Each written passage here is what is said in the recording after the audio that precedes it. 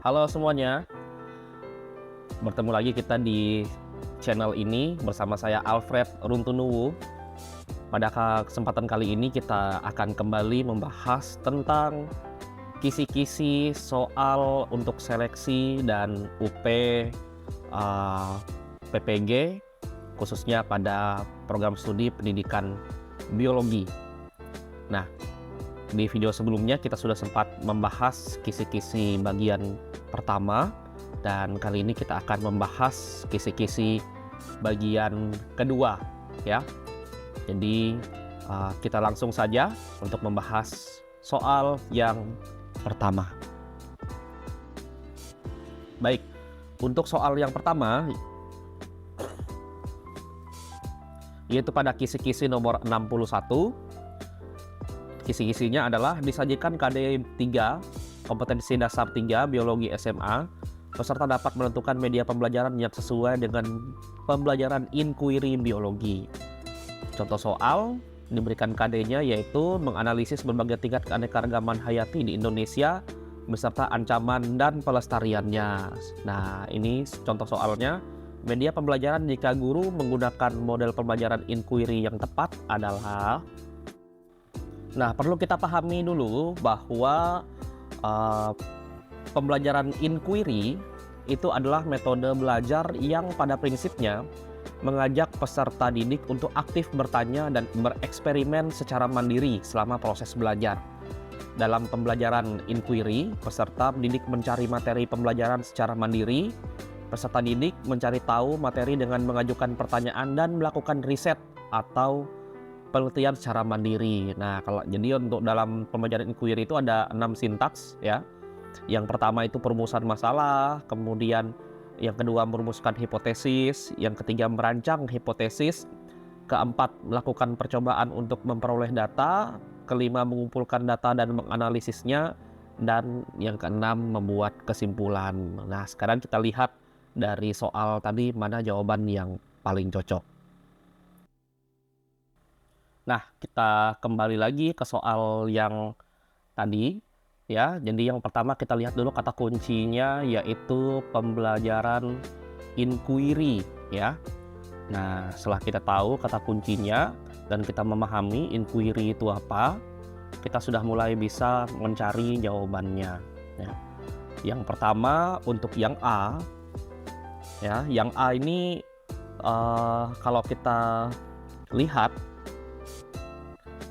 di situ dikatakan guru menggunakan media poster mengenai berbagai tingkat keanekaragaman hayati. Nah, karena ini tadi kita tahu bahwa inquiry adalah pembelajaran yang mandiri, maka ini lebih ke PBL nih ya. Jadi menggunakan media poster sebagai orientasi masalah ini bisa. Jadi belum termasuk inquiry, berarti yang A bukan, kemudian yang B ini siswanya mandiri. Tetapi kalau dalam proses membuat ini biasanya lebih ke PJBL ya, atau Project Based Learning. Berarti yang B juga bukan. Kemudian guru menggunakan media video untuk menunjukkan berbagai tingkat keanekaragaman hayati di Indonesia. Yang C juga bukan. Yang D, siswa mengakses internet dan YouTube dalam memecahkan masalah mengenai berbagai tingkat keanekaragaman hayati di Indonesia beserta ancaman dan pelestariannya. Nah, ini kemungkinan besar ini kemungkinan benar ya, tapi kita lihat dulu jawaban yang E. E menggunakan media bagan terstruktur. Oke, ini berarti sudah kurang tepat. Nah, berarti yang jawaban yang paling tepat adalah yang D ya. Baik, kita masuk ke soal yang kedua. Di situ di kisi-kisinya disajikan skenario pembelajaran pada materi biologi tertentu. Peserta dapat menilai pendekatan pembelajaran yang sesuai dengan skenario pembelajaran. Nah, di sini kita lihat contoh soalnya. Guru membuat skenario pembelajaran untuk kelas 10 SMA pada materi ruang lingkup biologi dengan kegiatan inti. Siswa diberikan stimulus berupa masalah peran ilmu biologi di masa pandemi COVID-19. Kemudian siswa diorganisir dalam beberapa kelompok kecil.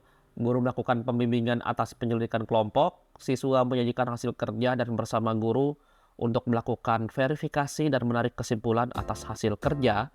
terkait permasalahan yang dijadikan stimulus. Model pembelajaran berbasis masalah atau problem based learning di atas merupakan salah satu model pembelajaran yang dapat digunakan oleh guru dengan menggunakan pendekatan saintifik. Manakah yang tepat berkaitan dengan pernyataan tersebut?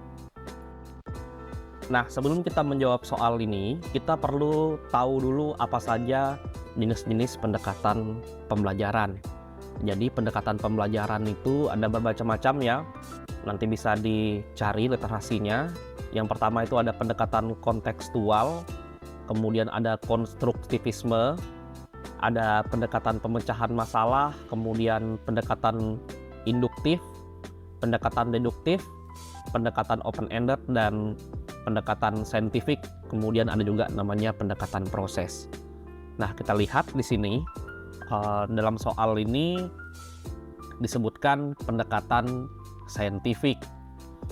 Nah, kita tinggal melihat dari pilihan jawaban mana yang paling pas dengan pendekatan saintifik.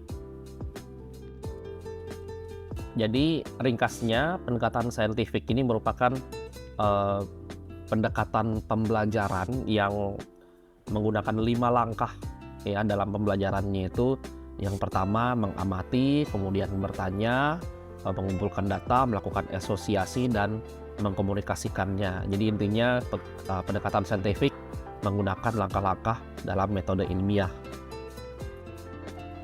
Nah, sekarang kita lihat untuk pilihan jawaban yang pertama. Yang A, problem based learning dengan pendekatan saintifik adalah di mana siswa memperoleh pengetahuan dengan memberikan gambaran tentang materi pembelajarannya dan mencontohkan kejadian di dunia nyata. Nah, karena ada sebutan dunia nyata, artinya ini kontekstual ya, kontekstual learning. Berarti bukan problem based learning ya. Ini juga pendekatannya menggunakan pendekatan kontekstual. Kemudian untuk yang bagian B, di situ kita lihat ada kata kunci membangun pengetahuannya sendiri dengan cara mengalami dan mengerjakannya. Nah, ini juga kurang tepat karena ini pendekatan konstruktif ya, konstruktivisme. Kemudian yang C, di situ kita lihat ada kata kuncinya bernalar secara induktif. Nah, ini berarti menggunakan pendekatan induktif ya. Ini bukan pendekatan induktif, berarti bukan. Kemudian yang D, problem based learning dengan pendekatan saintifik adalah siswa dapat mengumpulkan hal-hal yang sifatnya umum lalu disimpulkan menjadi satu kesimpulan yang khusus. Nah, ini juga bukan saintifik, ini lebih ke pendekatan deduktif. Kemudian yang bagian E, problem based learning dengan pendekatan saintifik adalah pembelajaran yang terdiri atas 5 pengalaman belajar pokok, yaitu mengamati, menanya, mengumpulkan informasi, mengasosiasi, dan mengkomunikasikannya. Berarti jawabannya adalah E, karena yang bagian E ini yang berisi unsur-unsur dari pendekatan saintifik. Nah, kita lanjut ke nomor selanjutnya. Kisi-kisi nomor 63, disajikan skenario pembelajaran pada materi biologi tertentu. Peserta dapat menilai model pembelajaran biologi yang sesuai dengan skenario.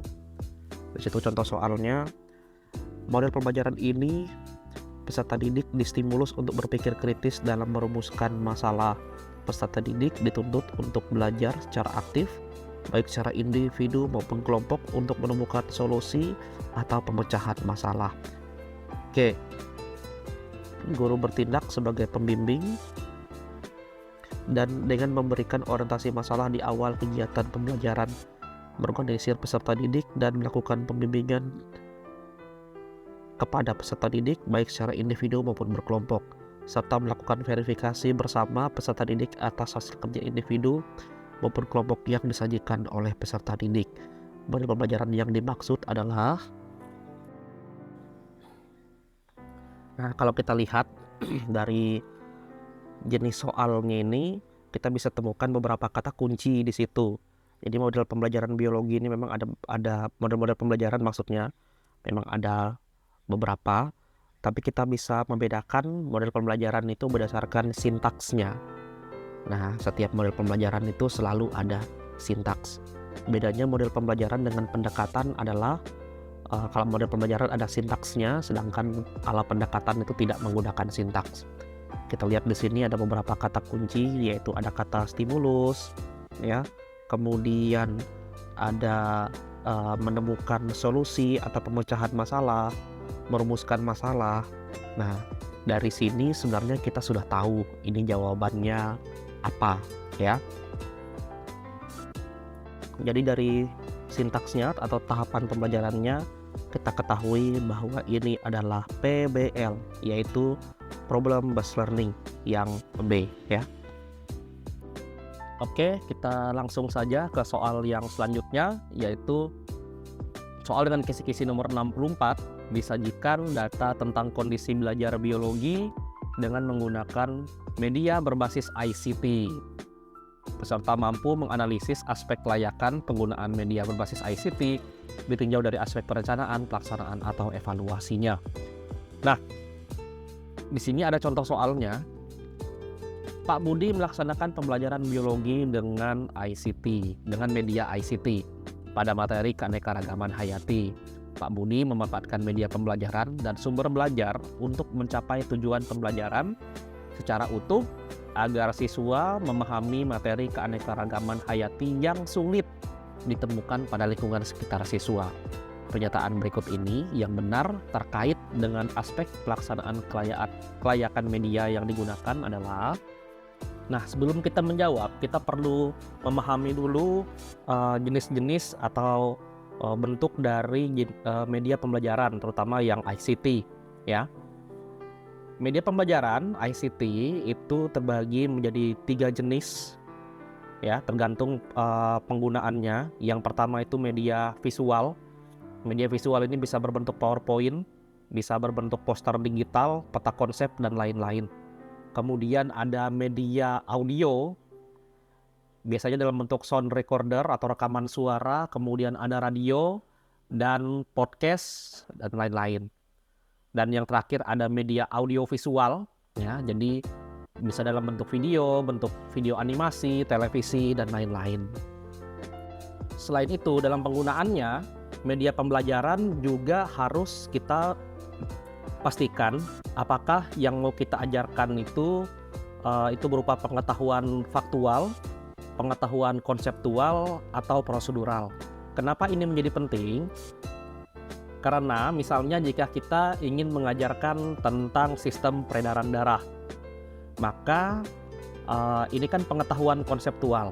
Artinya media pembelajaran yang kita gunakan itu bisa berbasis audio, visual, dan menggunakan animasi.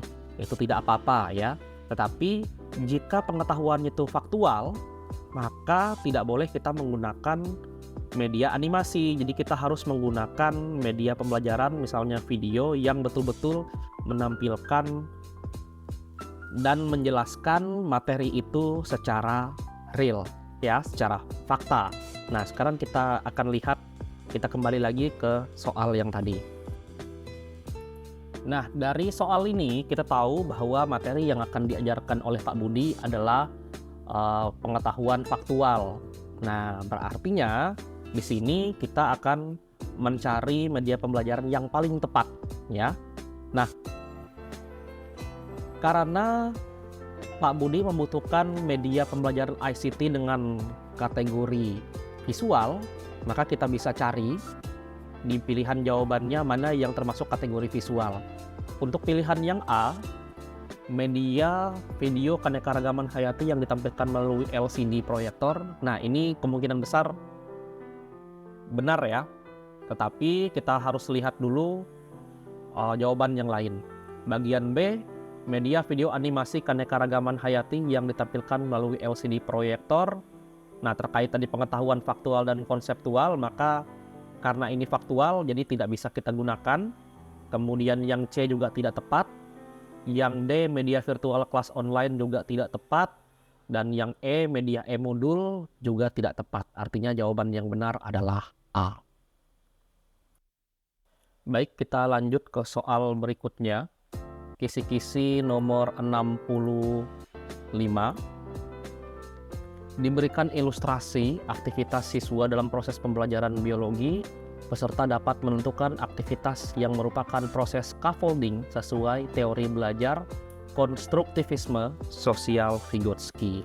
Contoh soalnya, teori Vygotsky lebih menitik beratkan interaksi dari faktor-faktor interpersonal atau sosial, kultural historis, dan individual sebagai kunci dari perkembangan manusia. Pada materi fotosintesis, khususnya mengenai reaksi terang dan reaksi gelap, guru membagi siswa ke dalam beberapa kelompok kecil dengan menggabungkan siswa dengan kemampuan daya serap cepat dan siswa dengan kemampuan daya serap lambat. Berdasarkan hasil pretest dengan harapan siswa dapat saling mengisi dan saling membantu dalam memahami materi yang diberikan.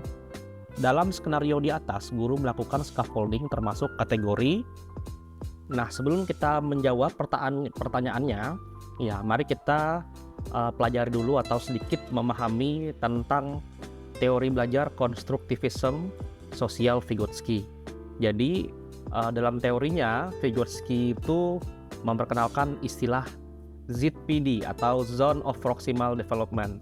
Nah, ini merupakan